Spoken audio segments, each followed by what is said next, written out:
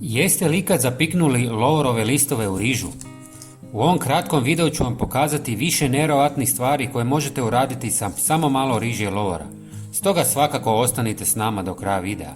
Prije nego vam objasnim glavni trik, želim s vama podijeliti još par fantastičnih i korisnih stvari s ovim sastojcima. Prvo ćemo par žlica riže i malo lovora usitniti kako bismo dobili fini prah i na taj način ih jednostavnije koristili. Prijatelji, bilo bi mi drago kad biste mi napisali odakle nas gledate. Volim upoznavati ljude iz cijeloga svijeta. Hvala vam. Istresite sastojke u posudu. Sada ću vam pokazati više načina kako ovo možete iskoristiti. U pola litre tople vode dodajte ovu mješavinu i promiješajte. Ostavite 24 sata da se dobro otopi i ispusti svoje sastojke. Zatim procijedite kroz gazu.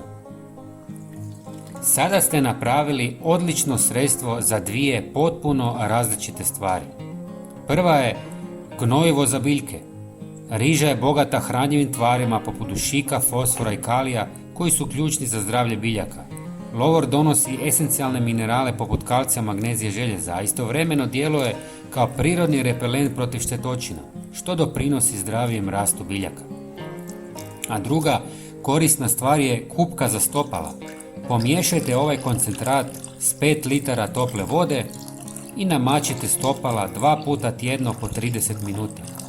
Riža pomaže u hidrataciji i umirivanju suhe kože, čineći stopala mekim i glatkim. Lovor, s druge strane, poznat je po svojim protuupalnim svojstvima, što može pomoći u uklanjanju gljivica i upala. Kombinacija ovih sastojka pruža prirodan i osvežavajući tretman za umorna i loša stopala. Sada ću vam pokazati zašto biste trebali staviti lovor u rižu i kako to koristiti. Zabodite par listova lovora u rižu jer učinkovito pomaže u borbi protiv viška vlage. Riža djeluje kao upijač, zadržavajući vlagu u svom okruženju i smanjujući rizik od plijesni. Lovor, osim što ima svojstva koja odbijaju insekte, pomaže u regulaciji vlažnosti, čime doprinosi suhom i ugodnom zraku u prostoru. Stavite ih u sve prostorije u kojima primijetite vlagu. Prijatelji, svakako podijelite ovaj video sa poznanicima kako bismo i njima pomogli. Hvala vam puno i pozdrav!